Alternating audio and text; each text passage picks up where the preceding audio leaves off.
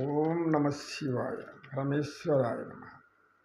శ్రీ పార్వతీ పరమేశ్వరుల పాదాలకు నా యొక్క శతకోటి వందనాలు. జ్ఞానదాత జ్ఞానదాత ఈశ్వరుడు, మనకు సృష్టికర్త పరమేశ్వరుడు. జ్ఞానదాతని మనం నిత్యం ధ్యానిస్తూనే ఉండాలి. మన ధ్యానం ఆయన మీద ఉంటే ఆయన అనుగ్రహం మన మీద ఉంటుంది. అనుగ్రహం అనేది మారిపోతూ ఉంటుంది, అనుగ్రహాలు మారిపోతుంది. జ్ఞానం పట్టి అనుగ్రహాలు మారుతుంటాయి. నీవు ఆత్మపూజ చేసి ఆత్మలింగం కోసం ధ్యానం చేసిన రావణాసురుడు ఆత్మలింగం తెచ్చుకున్నాడు. అదేవిధంగా ఆయన్ని మోహపరవశం చేయాలనుకున్నటువంటి మన్మధుడు ఆయన మోహపరవశాన్ని కలిగించేంత తీవ్రంగా ప్రయత్నం చేయడంతో పరమేశ్వరుడు మూడవ కన్ను తెరిచి భస్మం చేశాడు. ఆయనకి అది తెలుసు, ఇది తెలుసు. ఆయన మోహపరవశుడు కాడు. ఆయన అంతా కూడా లయబద్ధమయంగానే ఉంటుంది. మానవులు కోరికలు అనేకంగా ఉంటాయి. ఈ కోరికల వలయాల్లో చిక్కుకొని మన మనశ్శాంతిని పోగొట్టుకుంటున్నాం. మనశ్శాంతి ఎందుకు పోతుంది? ఒక్కసారి ఆలోచించండి. మానసిక అశాంతి, మానసిక దౌర్బల్యం, మనోబలహీనత, ఒక్కొక్కప్పుడు మనసు స్థిమితం తప్పడం, మళ్ళా మెల్లమెల్లగా దాని మీద ఒత్తిడి పెరిగి ఇక మనం దానికి ప్రత్యామ్నాయంగా దేన్ని ఎత్తుక్కోవాలో దాన్ని ఎత్తుక్కుంటూ లోనే పెట్టుకొని అన్ని చుట్టూ తిరిగితే ఎట్లా అంటాడు వివేకానంద స్వామి. నిన్ను నువ్వు బాగు చేసుకో అంటాడు శ్రీకృష్ణ పరమాత్మ. కానీ మనల్ని మనం బాగు చేసుకోవాలంటే ఆలోచిస్తే మనకు అర్థమవుతుంది. ఆందోళన పడితే ఏమవుతుంది? భయం వచ్చింది, లేదా శత్రువులు వస్తారని తెలిసింది, ఏమవుతుంది? రాని చంపని ఏమవుతుంది? ఎప్పటికైనా పోవలసిందే కదా. కనుక ఇలాంటి ఆలోచన చేయాలి. Then so what? ఏమవుతుంది జరగని చూస్తాం, కానీ అన్నింటిని ఎదుర్కొంటాం. భగవంతుడు ఏం ప్రార్థించాలి? నాకు ఆ కష్టం రానికూడదు, ఈ కష్టం రానికూడదు అంటే కష్టాల్లో ఉండేవాళ్ళు అనేక మంది, లేని వాళ్ళు కూడా ఆలోచిస్తుంటారు. నాకు అన్ని మేలు జరగాలి, యజ్ఞాలు యాగాలు, దానికోసం ఎన్నెన్నో పూజలు, అంటే సంపాదన కోసం, సంపాదించిన తర్వాత దాన్ని ఎత్తిపెట్టుకోవడం కోసం, భద్రపరచుకోవడం కోసం ఇలా అనేక ప్రయత్నాలు చేస్తారు. అవి ఏమీ అవసరం లేదు. మన మనసుని ప్రశాంతంగా ఉంచుకుంటే చాలు, తృప్తిగా జీవిస్తే చాలు. నీ జీవితానికి సరిపడినంత సంపాదించు, తర్వాత నీ మీద ఆధారపడిన వారి కోసం సంపాదించు. ఆ తర్వాత నీకు ఎవరు ఇంకా ముచ్చట్లు అందిస్తారు? మనవళ్ళు వాళ్ళకు కూడా కొంత సహాయం చేసేదానికి సంపాదించు. అంతేకాని 100 తరాలకు కూడబట్టి అది నువ్వు కూడబెడితే ఆ 100 తరాల వాళ్ళు ఏమవుతారు? చివరికి ఉన్నదంతా కూర్చొని మనకేమిలే, మన తాతగారు వస్తే కూడబెట్టిపోయినారు, మనం పని చేయాల్సిన పని లేదు, ఏం పని లేదు, హాయిగా కూర్చొని తినొచ్చని అలా తిని అంత దారం పోసుకున్నాక అయిపోయిన తర్వాత కొండైనా కరిగిపోతుంది తింటూ కూర్చుంటే అని సామెత ఉంది. ఇలా ఉంటే చివరికి ఏమవుతుందంటే ఆఖరికి వాళ్ళు దోషులను పట్టుకోవాల్సిన పరిస్థితి వస్తుంది. చేతులు కట్టుకుని నిలబడి చిన్న ఉద్యోగాల కోసం నిలబడాల్సి వస్తుంది. ఇదన్నీ మన అనుభవంలో మనం చూస్తున్నాం. అది తెలియజేయడానికి మనకు ధర్మపదంలో ఇది వరకు నేను ఒక కథ చదివాను. అంటే ఎప్పుడు చిన్నప్పుడు చదివాను, నాకు బాగా గుర్తు కథ కూడా. ఒక ఊర్లో ఇద్దరు స్నేహితులు ఉన్నారు. ఆ ఇద్దరు స్నేహితులు కూడా మంచి స్నేహితులు. వాళ్ళు ఒకరికొకరు విడిపోలేనంత స్నేహం వాళ్ళు. అంటే అంత ఆనందమైనటువంటి, ఒకరినొకరు అవగాహన చేసుకున్నటువంటి స్నేహం అని అందరూ చెప్పుకుంటారు చూసిన వాళ్ళంతా. ప్రాణమిత్రులు అని. ప్రాణమిత్రుడు అంటే ప్రాణాన్ని ఇచ్చేవాడు ప్రాణమిత్రుడు. ఈ ప్రాణమిత్రులు అని అనుకున్నారు. వీళ్ళిద్దరూ కొంతకాలం కలిసి ఒక వ్యాపారం చేశారు. అయితే దురదృష్టవశాత్తు ఆ వ్యాపారం కలిసి రాలేదు. అంతా పోయింది. పోయాక ఇద్దరు ఎవరినో యాచించి తినాల్సిన పరిస్థితి వచ్చేసింది. ఏం చేయాలనో అర్థం కాదు.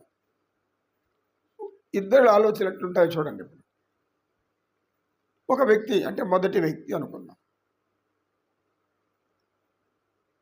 ఆయన ఇంత సంపాదించాను, ఇంత పోయింది. అయితే ఈ సంపాదించింది నేను ఎట్లా సంపాదించాను? ఈ భూమిపైనే సంపాదించాను. నేను పుట్టేటప్పుడు పుట్టించి పట్టకు రాలేదు కదా, ఏం పట్టుకు రాలే. ఇక్కడ సంపాదించాను, పోయింది ఇక్కడే పోయింది. చూద్దాం భగవంతుడి అనుగ్రహం ఎలా ఉంటుందో. భగవంతుడి అనుగ్రహం, భగవంతుడిని వేడుకుంటూ పడుకున్నాడు. రెండో వ్యక్తి, నేను ఎవరు నన్ను మోసం చేశారు, లేక మిత్రుడిని అనుమానించాడు. చివరికి ఏమని, ఇతని వల్ల నేను మోసపోయాను, ఇతని వల్ల, ఇతని సలహాల వల్ల నాకు అందరికీ నష్టం వచ్చింది, నేను కూడా బాధపడ్డాను. ఇలాంటి మిత్రుడి వల్ల నేను అంతా పోగొట్టుకున్నాను. ఏం చేయాలి ఇప్పుడు? ఇతనికి తెలియకుండా మనం తనిగా వ్యాపారం చేసుకుంటాం అని రకరకాలుగా ఆలోచిస్తున్నాడు ఆ వ్యక్తి. తెల్లవారితేనే ఈ పక్కన ఉన్నటువంటి మిత్రుడు లేడు. ఎవరు? తన ఏ మిత్రుడి మీద అనుమానపడ్డాడో ఆ వ్యక్తి, రెండో వ్యక్తి ఎక్కడికో వెళ్ళిపోయాడు. ఎక్కడికి వెళ్ళాడో తెలియదు. సరే, ఏమి చెప్పా చేయకుండా పోయాడే అని కాసేపు ఆలోచించి తిరిగి ఇతను ఆలోచించుకుంటూ ఒక అడవిలోకి వెళ్తున్నాడు. అడవి ప్రాంతం అది. ఆ అడవి ప్రాంతములో కొంత దూరం నడుచుకుంటూ వెళ్తున్నాడు. బాధ, దిగులు. ఎలా సంపాదించాలి? కట్టెలు కొట్టైనా సంపాదించుకుందాం. 4 పొలంలు, పూలు అమ్మిన చోట కట్టెలు అమ్ముకొని జీవించడం అంటారు. అట్లాంటి పరిస్థితి. ఒకప్పుడు ఆ ఊర్లోకి వెలిగారు వీళ్ళు. ఇప్పుడు ఇతను వెళ్తున్నాడు. కొద్ది దూరం వెళ్ళగానే అతనికి ఒక చెట్టు నుండి ఒక శబ్దం వచ్చింది. అంటే రాత్రిలో ఏం జరిగిందంటే, ఇతను నిద్రపోతున్నప్పుడు ఎప్పుడైతే భగవంతుడు ధ్యానిస్తూ నిద్రపోతున్నాడో ఆ నిద్రలో ఆయనకు ఒక కళ వచ్చింది. ఆ కళలో ఒక దేవత, తెల్లని వస్త్రాలు ధరించిన ఒక దేవత చాలా ఆనందమూర్తిగా కనబడి, నాయన నువ్వు ఉత్తర దిశగా నీకు ఒక అరణ్యం వస్తుంది, దాంట్లో పోతా ఉండు, నీకు మేలు జరుగుతుందని ఏదో కళ వచ్చింది. ఆ కళని గట్టిగా పట్టుకున్నాడు, ధరించేశాడు, దారంలోకి తీసుకున్నాడు ఆ కళని. ఆ దేవత వచ్చినట్లుగా, ఆమెకు దాన్ని దారి చూపిస్తున్నట్లుగా ఊహించుకుంటూ పోతున్నాడు. ఇది కూడా ధ్యానంలో ఒక పద్ధతి. ఈ కథ ఏదో మన ఊరికి చెప్పుకుందాం అనుకోకండి. ధారణలో ఒక పద్ధతి. వెళ్తూ ఉన్నాడు. వెళ్తూ ఉంటే కొంత దూరం వెళ్ళేసరికి ఒక దగ్గర ఒక చిన్న పడి ఉంది. ఏది? రాగి నాణ్యాలు. ఈ రాగి నాణ్యాలు పురాతకాలంగా ఉన్నాయి. ఇవి దీనివల్ల ఏమైనా పనికొస్తుందేమో, దేవత ఎందుకని రాగి నాణ్యం మనందరికి ఉంచిందేమో అని అనుకున్నాడు. అంతలో అక్కడే పక్కన ఇంకొక చెట్టు ఉంది. ఆ చెట్టు ఏం చెప్పిందంటే, ఇంకా ముందుకు పోవలేదు. సరే, ఇంకా ముందుకు పోయాడు. రాగిన మళ్ళీ తీసుకుందాంలే, ఎందుకు పొమ్మంటాడు దేవత చెప్తా ఉంది, దేవత మాట వినకపోతే మనకు మంచిది కాదు, ఎందుకు మన మేలు కోసం. ఇంకొద్ది దూరం పోయాడు. ఇంకొద్ది దూరం పోతే అక్కడ వెండి నాణ్యాలన్నీ కూడా ఒక ఉడ్డగా పోసి ఉంది, గుంపుగా కనబడుతుంది. బాగా దగదగా మెరిసిపోతున్నాయి. వెండి వ్యాపారంలో కూడా ఇప్పుడు చూడలేదు అంత వెండిని. దాన్ని ఎత్తుకుంటూ ఉంటే ఇంకొక అక్కడున్న చెట్టు ఒక సలహా ఇచ్చింది, ఇంకా ముందుకు పో అని నిలబడింది. ఏమిరా ఇది, ఇంకా ముందుకు పో, ఇంకా ముందుకు పోరుకుంటా ఉంది. లేదు లేదు, నాకు ఇంతే చాలు, నాకు తృప్తి, ఇంకా నేను ముందుకు పోను, ఇంకా ముందుకు పోతే ఏం జరుగుతుందేమో, ఆశ పెంచుకోకూడదు, చాలు ఇది అని ఆ వెండి నాణాలు కొన్ని అన్ని ఎత్తుకోలేదు. కొన్ని తన పైన ఉన్నటువంటి కండువా తీసి అందులో కొన్ని పోసుకొని దీన్ని మనం వ్యాపారం చేసుకుంటాం అని వచ్చేసాడు. వస్తూ దారిలో రాగి నాణ్యాలు కూడా తీసుకున్నాడు. 2 తెచ్చుకున్నాడు. ఈ రాగి నాణ్యాలు అక్కడ ఒక దగ్గర పెట్టి కూర్చొని అమ్మాలని చూస్తున్నాడు. ఒక వ్యాపారి దగ్గరికి పోతే అతను రాగి నాణ్యాలు తూకం వేసి ఆ రాగికి ఇంత ధనం వస్తుంది తీసుకొని డబ్బిచ్చాడు. ఇంకా వెండి ఉంది కదా, ఈ వెండి వస్తువులు వాళ్ళ దగ్గరికి వెళ్ళారు. వాళ్ళు దాన్ని తీసుకొని కొంత ధనం ఇచ్చారు. ఆ ధనంతో దేవతని స్మరిస్తూ, భగవంతుడా నాకు నీవు సహాయం చేశావు, నీ మేలు ఈ జన్మకు మర్చిపోను అని చెప్పేసి ఒక చిన్న వ్యాపారం చేశాడు.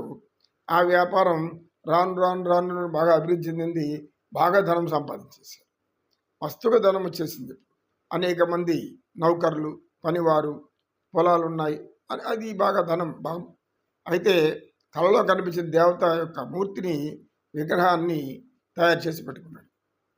ఆ తర్వాత ఈశ్వరుడి విగ్రహము, ఈశ్వరుడి లింగము, మహావిష్ణు మన దేవతామూర్తులు వాళ్ళ అన్ని పటాలు పెట్టుకొని పూజా మందిరం కట్టించి నిత్యం పూజలో లీనమవుతూ ఈ యొక్క వ్యాపారాల్ని తన వారికి అందిస్తూ వాళ్ళని అప్పుడప్పుడు వాళ్ళ సలహాలు తీసుకుంటూ వస్తున్నారు. ఈ రెండో వ్యక్తి రెండో స్నేహితుడు ఏం చేశాడు, వెళ్ళాడని చెప్పాను కదా. అతను ఎలాగో మోసం చేసి సంపాదించాలని మరో గ్రామానికి పోయి అక్కడ అనేక మోసాలు చేసేసి అక్కడ అందరూ తరుముకుంటూ వస్తూ ఉంటే పరిగెత్తి అలసిపోయి తన గ్రామం సరిహద్దులో వచ్చి పడిపోయాడు. పడిపోయాక ఒక చెట్టు కింద పడిపోతే అదే సమయానికి పెద్ద గాలి వాన వచ్చింది. ఆ చెట్టు మీద నుండి ఆకులన్నీ రాలి అతని మీద పడిపోయింది. ఈ ఎదుక్కుంటూ వచ్చినప్పుడు ఆ వ్యక్తి కనపడలేదు, వెళ్ళిపోయారు. తర్వాత మెల్లకు వచ్చి చూస్తే అంత ఆకులంతా పైన ఉంది. మెల్లగా లేచి ఇంకా బయట అక్కడ చేయకూడదు, ఏం చేయాలరా దేవుడా అని అప్పుడు దేవుడు గుర్తొచ్చాడు. అయ్యా స్వామి, నేను తప్పు చేశాను, నా మిత్రుడికి అన్యాయం చేశాను, నా మిత్రుడు ఎక్కడున్నాడో ఏమో ఒంటరిగా అడవిలో వదిలిపెట్టేసి వచ్చాను అనుకున్నాడు. నేరుగా వస్తుంటే ఇతని కీర్తి బాగా అందరికి తెలిసిపోయింది.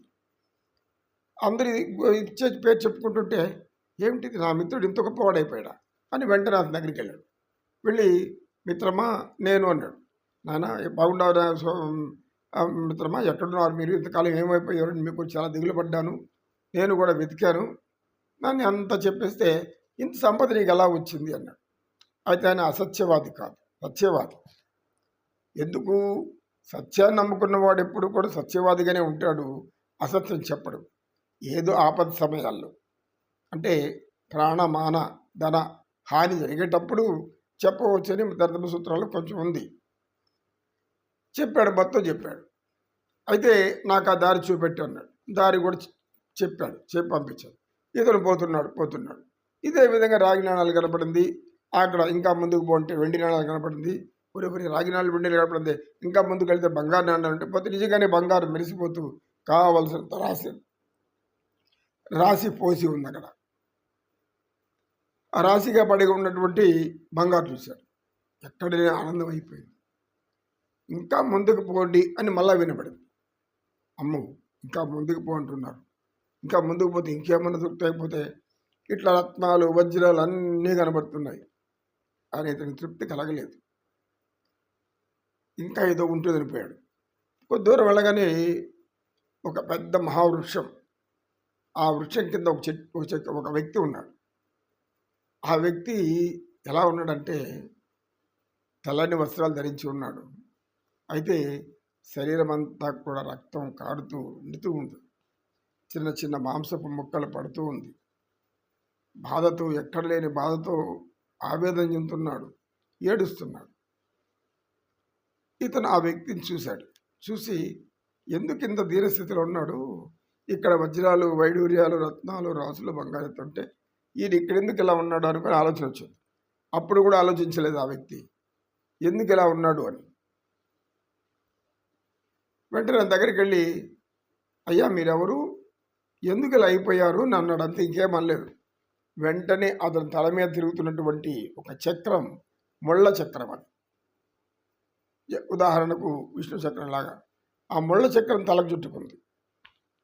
ఇతను తలకు చుట్టుకునేసుకుంది. ఆ వ్యక్తి బయటపడ్డాడు. సమయానికి వచ్చి నాకు సహాయం చేశాను ఆయన, నేను నీ మాదిరిగానే దురాశతో రాగి నాణ్యం కనబడితే చాలు వెళ్ళిపోయింటే ఏ బాధ లేదు నాకు. సరే, వెండి కనబడింది, రెండవ మనకు ఒక అవసరమైంది, దాన్ని వదిలేశాను. ఈ మారిగా నీ మారిగా వచ్చాను. ఇది ఎవరికో ఇంతవరకు ఎవరో దురాశ పరుడికి ఎత్తి చుట్టుకుంది. ఇది ఇప్పుడు దాని నుంచి కొన్ని సంవత్సరాల నుంచి అవస్థపడుతూనే ఉన్నాను. ఇప్పుడు మీరు మీ దయామయులు, కరుణామయులు నా దగ్గరికి వచ్చారు, నా భారం మీరు తీసుకోండి అని ఆ వ్యక్తి అక్కడి నుంచి పరిగెత్తుకుంటూ వచ్చేసి ఏమీ తాక్కుంటూ వెళ్ళిపోయాడు. రాగి నాణాలు కూడా దాకలేదు. అప్పుడు అర్థమైంది దీనికి, ఓహో! దురాశ ఫలితం ఇలా ఉంటుందా? ఇప్పుడు ఏడ్చి ఏం ప్రయోజనం? బయటపడలేం. ఇంకెవరో వచ్చి కాపాడితే తప్పితే. అప్పుడు కూడా దేవుడు గుర్తురాడు ఆయనకి. దేవుడు వస్తే దేవుడిని వేడుకొనకపోతాడు. ఎవరో ఇట్టమారు వచ్చి కాపాడాలి అనుకున్నాడు. అది ఈ కథ ఈ కథలో ఉన్నటువంటి ఏమిటంటే దురాశకు పొయ్యే కొద్దీ చివరికి ఎలా దుఃఖపడతామో అనే దాని గురించి తెలియజేస్తుంది.